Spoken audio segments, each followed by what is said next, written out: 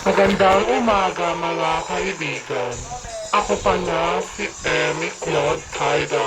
At ngayon suot ko ang isang voice-changing helmet na to from my classmate. Ang astig, diba? Taray! So imagine nyo na lang kung naging bading si Optimus Prime at ganito ang boses niya. Oh my God! Ay, wala na! Tapos na! Ano ba yan? Yun nga lang, ang problema sa voice changer na to, kahit ang boses ng ibang tao ay naiiba niya. Ay, charot! But actually, tuwan-tuwa ako dito sa voice changer na Magbubuhay to. tayo pa ba? Dahil, if you can see, napakataray ng teknolohiyang ginamit nila.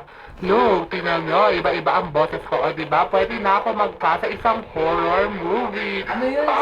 Si Darth Vader. Darth Vader, ewan ko. Basta yung alam mo sa mga mga nasasaniban, mga gano'n. Huwag ka naman humarang sa electric pan, pwede. I'm Diba? so sorry. Yan, sige. We're so sorry. Okay. Sorry. Okay. Sorry. Acting 101. Sinasaniban.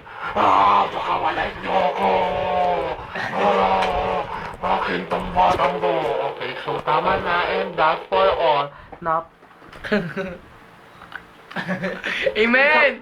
Isa pang ayaw ko dito ay lagi nawawala ang boses. Pero okay lang. Nakakatuwa. I'm really obsessed with this.